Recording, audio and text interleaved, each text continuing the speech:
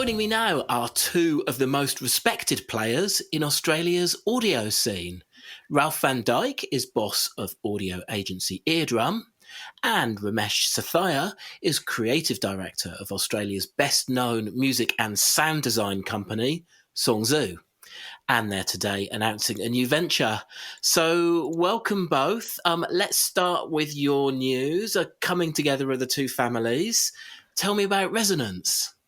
Well, Eardrum and Songzoo have worked together for many years, and we have a mutual respect for each other. And we've just been noticing the growing need for a dedicated audio branding service. And I actually partly blame Mumbrella for this, or thank Mumbrella for this. We made a content series for Mumbrella Cast earlier this year called Audio Diaries, which I'm sure you remember.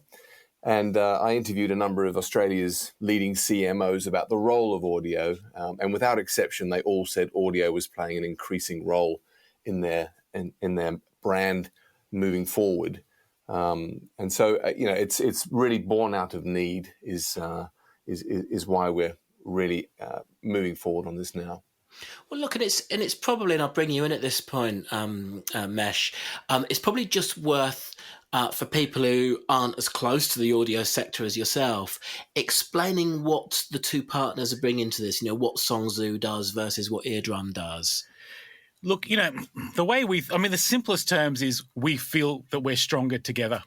And I think, look, at one way of thinking about it is, we're known for, the highest quality execution, and Ralph is known for that strategic thinking, being a specialist audio agency rather than necessarily a production company. And we just felt like together it's a really strong combination, and we can do something different that hasn't been done in this market before, which is a really dedicated, thoughtful, strategic audio branding agency.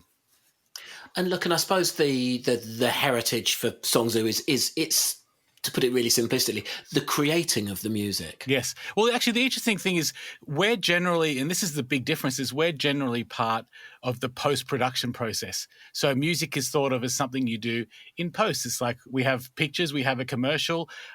What music does it need? And that's when we're brought in. And sometimes even in that process, people go, oh, well, maybe we need a mnemonic device at the end. But is that the right time to be thinking about the sound of a brand? So we're trying to move the music and sound process out of post-production and do it from a top-down kind of view. So we're thinking strategically about what should the sound of your brand be, and then let that filter down to all the touch points.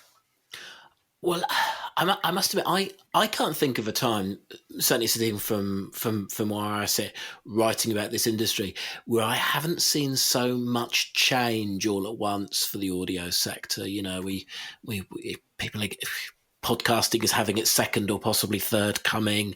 Smart speakers are finally maybe just becoming smart enough. Music streaming is becoming a real alternative or challenger or supplementary service to radio. So it feels like there's a lot of change happening. Ralph, how do you see the sector right now? How do you what do you see as the real key changes? I think the access to audio on demand is changing the behavior of consumers. I think that people's lifestyle has changed. They are wanting to multitask. So there's a move from consumers. And where the consumers go, the brands need to follow. Technology has also improved, so it's just technically much more available audio content. And this is borne out in things like the IAB State of the Nation survey, where last year the results were 9 in 10 media buyers are using streaming digital. 75% experienced podcast advertising in 2019. And so it's the behavior of the audience is changing. And I think that for the first time, brands have been faced with the challenge of expressing their own brand in sound and being able to join all their media through consistent audio branding. So one of the areas which is fascinating me, and it's partly horrific fascination and just partly actual fascination. I gaze off to the side because I hate to say the word that begins with A and has got an X in the middle, because the minute I say it will spring to life. But you know the speaker I'm talking about. How fast are marketers getting to grips with smart speakers? It's a slow process. I think that the main thing that brands need to understand is whatever they create for this device needs to be a utility, needs to be something that is going to be really useful for people. Adoption has been slow in terms of the skills that people are using on a daily basis, but the potential is huge. Cape Gemini predicted that 70% of consumers will replace their visits to the store or bank with their voice assistants. So if consumers aren't leaving home, then brands can't get to give them their visual reminders. So a strong audio asset, they can reach consumers when they're making their shopping lists, when they're purchasing via their smart speaker. And brands like KFC, they've recreated the voice of Colonel Sanders, and they're adding a new sort of depth to that brand engagement. He's giving fans chicken jokes, poultry pickup lines, random chicken thoughts, and we can't have enough random chicken thoughts in our day. But they're embracing this technology, and I think that that's a massive opportunity for brands using voice, and even just using an audio logo as a 2 or 3 second way of branding a search result. Because I don't know how that can be monetized. No one wants to sit through an ad if they search for their local, the nearest pizza places near them. They're not going to sit through a 30-second ad. But to have that sponsored with a little mnemonic, I don't think that's a fair enough trade-off. You give me curated results, and I'll sit through 3 seconds of a brand sponsorship. Well, look, we'll come back to the audio branding in a second. Just staying with you for one more moment, Ralph. One of the things that strikes me is, much as audience behaviour is changing around podcasting, it still feels that there's quite a big degree of inefficiency in the advertising side of the ads we actually hear on the podcasts. They're either sort of live reads by the host, or they're created bespoke. Do you think that's a barrier to the kind of the mass take up? The fact that, hey, if you're talking about a display ad on a website, it can appear in millions of places at once, versus it's hard to get that same scale in podcast advertising? It's certainly harder to replicate the impact that a host has in a podcast when they are talking genuinely about a product that they're endorsing. That holds a lot of value and carries a lot of weight. That obviously is limited to that particular podcast. I think things will scale up. I think that once people, it'll get to the point where there's such pressure for the inventory in a podcast that they won't be able to run every ad as a live read. So I do believe that ad breaks will start happening in the podcast. I don't think it's a bad thing that it's not going to have the sort of same sort of ease as a lot of the visual digital ads, because that can often be a bit irritating. So, it does need to be sympathetic to the environment. And I think that's its appeal, that's its impact. Well, Mesh, let's use a sort of hypothetical example of the sort of work you might do. I presume it might be something like a big brand. Let's say one of the top 4 Australian banks comes to you and says, we need some sort of audio signature. Yep. How do you then think about it? How do you actually come at that question? Well, I think you've got to go to the very beginning of trying to understand, what's the essence of the brand? What's the brand personality? What's the brand tone of voice? And there'll be obviously certain words and phrases that they are saying that represent their brand. And then we've got to realize there are certain ones of those that we can help with and ones we can't. Like, for example, they might say, a common one might be friendly and approachable. Yep, music can help with that. But they might say trustworthy. That's not for music. They need to be trustworthy, but we can't really help with trustworthy. Maybe the voiceover can help with it sounding trustworthy. So we try to connect the different parts of their brand personality with the areas that music and sound can help. And then we also talk about like, well, what sort of strategy do you want as a what sort of audio brand do you want to be? And we got thinking about you can be a reinforcer like Bunnings. They just have the same track over and over again, and that works really well for them. Or you could be a storyteller like Nike, where every ad has a different story, has completely different music, but you know that that's the sort of pathos of the brand. So that's connected with them. I think Westpac are doing that in Australia at the moment. Or you could maybe be a curator brand like Apple, who they're just known for having cool music. So you need to just sort of decide what kind of brand they are. And then from that point on, you make that decision and then you figure out what audio assets you're going to create. And it might be a mnemonic, it might be a library of music, or you might actually decide that, what you guys need is to find a cool track every time you have an ad. It just totally depends on the brand. And there's not one way. We're not trying to say this is the way it has to be and every brand needs to have an audio logo. No, not every brand needs to have it. It's not right for every brand. So we want to have that level, that sort of discussion to figure out what kind of brand they are and then figure out what they need. And Ralph, I presume that given that this is in some ways quite new territory, although obviously there are some brands which have done it for decades. Do you find that marketers are still developing their own vocabulary when it comes to creating briefs for this sort of work? Is that where you come in? Yeah, I think so. Yes, they understand how to brief visual identity and design for the brand. And we are using a lot of the same language and a lot of the same considerations are being made. We have to look at a competitor. We have to do a competitor analysis.